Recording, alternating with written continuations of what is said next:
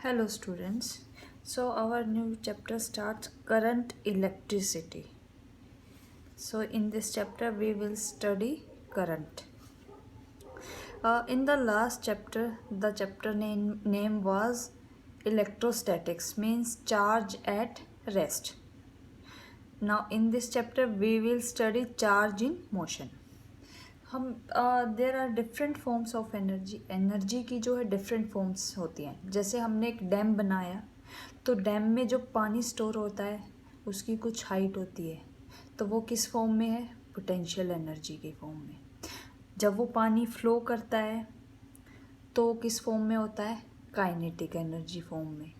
अगर हम वहाँ पे कोई टरबाइन लगाते हैं और तो हमारा वहाँ पे हम कोई भी अगर मोटर लगाते तो हमारा वर्क होता है, मीन्स वो मैकेनिकल एनर्जी में चेंज हो जाती है। ठीक है, तो इसी तरह जो है बहुत सारी एनर्जी की फॉर्म होती हैं। हीट एनर्जी होती है, एक होती है इलेक्ट्रिकल एनर्जी, जो लास्ट चैप्टर में हमने पढ़ा था, that was electrical energy. Electrical energy को हम स्टोर करके रख सकते हैं कैपेसिटर फॉर्म में। अब कैपेसिटर फॉर्म में हमने जो है उसको स्टोर करके रखा, लेकिन अगर हमें उसे, मान लो हमने इलेक्ट्रिकल एनर्जी जो है वो फॉर्म कर ली, पावर हाउस में रखी है और हमें उसको अपने घर तक लेके आना है, तो हम कैसे लेके आएंगे? वो कैसे मूव करेगी ये हम पढ़ेंगे। तो मूव कैसे करेगी? जैसे पानी है, अगर हम पानी का एग्जाम्पल लें, जैसे पानी फ्लो करता है ऐसे ही हमारा करंट फ्लो करता है। ठीक है, पानी में क्या है? वाटर मॉलिक्यूल जो है वो फ्लो करते हैं। तो हमारे करंट में क्या फ्लो करता है? चार्ज। करंट में क्या फ्लो करता है? Charge. So current is basically flow of charges. जब चार्ज फ्लो करते हैं तो हमारा करंट क्रिएट होता है। तो इस करंट को की जो डेफिनेशन है तो वो यही है, amount of electric charge flowing through any cross section of conductor per unit time. किसी टाइम में जो है कितने चार्ज फ्लो कर रहे हैं, that is called electric current. तो करंट को कैरीज करने के लिए कुछ करंट कैरियर्स होते हैं। कौन कौन से होते हैं? अब हमारी जो फॉर्म होती है किसी भी स्टेट की, वो कितने 3 स्टेट्स होती हैं, सॉलिड, लिक्विड एंड गैस। तो जो है किसी भी फॉर्म में हो सकता है हमारा करंट कैरियर। जो सॉलिड में होता है उनमें होता है इलेक्ट्रॉन। सॉलिड में जो करंट कैरियर होता है वो होता है इलेक्ट्रॉन। लिक्विड में होता है हमारा पॉजिटिव एंड नेगेटिव आयन। और गैस में होता है हमारा, गैस वैसे तो हम इंसुलेटर मानते हैं, लेकिन जब उसको लो प्रेशर पे जब लो प्रेशर होता है तो जो हमारी गैस होती है वो आयनाइज्ड हो जाती है और कंडक्टर हो जाती है, और उनके बीच में क्या होता है? एक पोटेंशियल डिफरेंस क्रिएट हो जाता है। तो आयोनाइज्ड गैस होती है, उसमें क्या होता है? आयंस होते हैं और इलेक्ट्रॉन्स होते हैं। ठीक है, तो गैस में जो है करंट कैरियर कौन होता है? Positive ion and electron. Actually जो करंट होता है वो एक कन्वेयर बेल्ट की तरह जो है फ्लो करता है। ठीक है, कन्वेयर बेल्ट आपने सबने देखी होगी, एक्सेलरेटर देखा होगा, सीढ़ियाँ लगी होती हैं जिस पे। ठीक है, वो इस फॉर्म में होती है। मीन्स ये यहाँ से यहाँ अगर सीढ़ियाँ लगी होती तो ये ऐसे जाके नीचे जाके वापस आ जाती है। अगर यहाँ पे हम एक मोटर लगा दें और यहाँ पे एक मोटर लगा दें तो ये यहाँ से चलेगी और वापस से यहीं पे आ जाएगी। हमने ये भी पढ़ा कि जो एनर्जी होती है that can neither be create nor be destroyed, सिर्फ क्या करती है? एक फॉर्म से दूसरी फॉर्म में कन्वर्ट कर देते हैं। ठीक है, तो ये जो हमारा करंट फ्लो करता है, जो हमारे चार्ज मूव करते हैं, तो वो ना तो डिस्ट्रॉय होते हैं ना हम उनको रिक्रिएट कर सकते हैं। सिर्फ क्या होता है, मान लो हमने यहाँ से जो है चार्ज चला, ठीक है, और यहाँ पे हमने लगा दिया ये एक फ़ैन, तो ये इसको रन करेंगे और जो यहाँ से वापस जो है उसी चेन में वापस चले जाएंगे। आपने अपने घर में जो वायर देखी होंगी उसमें अंदर जो होती हैं 2 वायर होती हैं। ठीक है। तो वो यही काम करती है, एक जो है वो चार्ज को लेके आती है और जो दूसरी वायर है वो उसको वापस से भेज देती है। तो मतलब जो हमारी इलेक्ट्रिकल एनर्जी है वो भी एक ना तो क्रिएट हो सकती है ना हम इसको डिस्ट्रॉय करते हैं, सिर्फ फॉर्म को एक फॉर्म से दूसरी फॉर्म में जो है चली जाती है। ठीक है। तो हमारा करंट भी जो है, अगर मान लो इसके लिए क्या चाहिए हमें कि जो कंटिन्यूएशन ऑफ चार्जेज होना चाहिए। अगर कहीं भी ये ब्रेक करेगा तो इलेक्ट्रिक करंट फ्लो नहीं करेगा। ठीक है। अगर ये अगर मान लो यहाँ से हमने ये चेन कट होगी, यहाँ से एक चार्ज को हटा लिया, रिमूव कर दिया, तो क्या होगा, ये ब्रेक हो जाएगा। जब ये यहाँ से जो वापस जो चार्ज आएंगे वो क्या होंगे, आगे नहीं जाएंगे। ठीक है।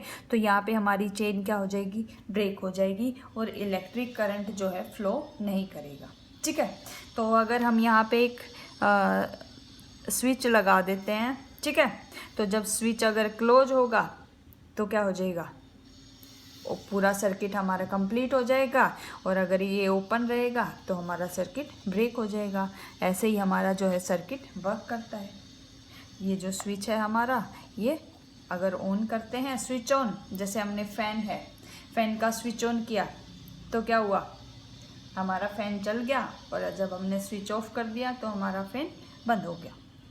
ठीक है। इसी तरह जो है इलेक्ट्रिक करंट फ्लो करता है। तो इलेक्ट्रिक करंट को हम मेजर कैसे करते हैं? Electric current is basically rate of flow of charge, कि कितने टाइम में जो है कितने चार्ज फ्लो कर रहे हैं, that is electric current. So formula of current is charge upon time. Current को हम I से डिनोट करते हैं, सो I equal Q upon T, और इसकी जो यूनिट होती है SI unit, that is ampere. SI unit जो होती है इलेक्ट्रिक करंट की, दैट इज़ एम्पियर। ये एक साइंटिस्ट के नाम पे रखा गया था। एम्पियर जो थे वो साइंटिस्ट थे, इसीलिए जो एम्पियर है उसका A हमेशा बड़ा होता है, और इसको हम कैपिटल A से ही डिनोट करते हैं।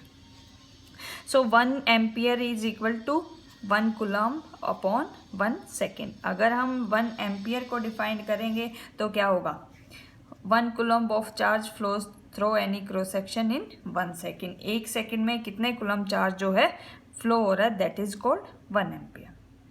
ओके। नाउ करंट की जो एक डायरेक्शन होती है, एक पर्टिकुलर जो है डायरेक्शन में फ्लो करता है, लेकिन उसके बावजूद जो है इलेक्ट्रिक करंट एक स्केलर क्वांटिटी है। इसकी एक पर्टिकुलर डायरेक्शन है, लेकिन फिर भी ये क्या है कि स्केलर क्वांटिटी है। क्यों? क्योंकि जब हम एडिशन किया करंट का, तो क्या हुआ, इस पे वेक्टर लॉ अप्लाई नहीं होता।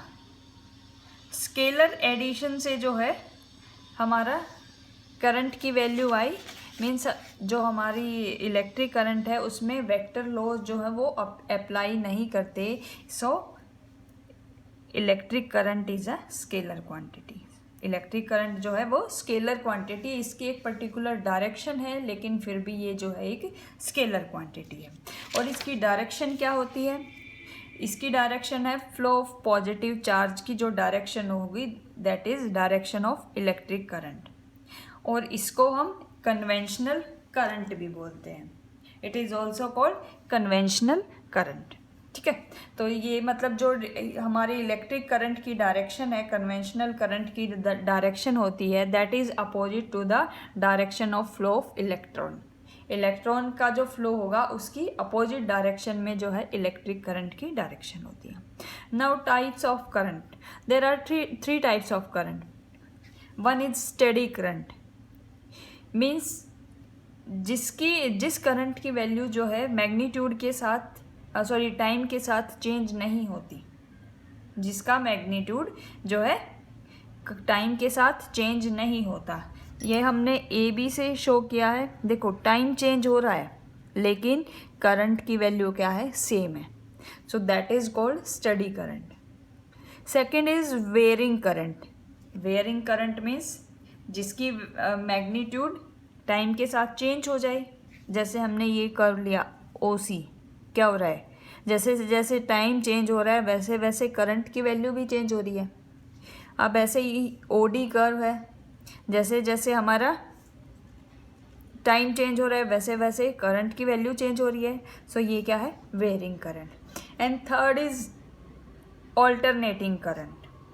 ऑल्टरनेटिंग करंट वो होता है जो कंटिन्यूअसली चेंज होता रहे टाइम के साथ, जिसकी मैग्नीट्यूड भी चेंज होती रहे और डायरेक्शन भी चेंज होती रहे, that is called alternating current. ये देखो यहाँ पे ये चेंज हो रहा है कंटिन्यूअसली टाइम के साथ, ठीक है। उसके बाद क्या होगी, डायरेक्शन भी चेंज हो गई और मैग्नीट्यूड की वैल्यू भी चेंज हो रही है टाइम के साथ। तो alternating current is that current whose magnitude change continuously with time and direction changes periodically, ठीक है। ये हम आगे हमारा चैप्टर आएंगे उसमें डिटेल में पढ़ेंगे।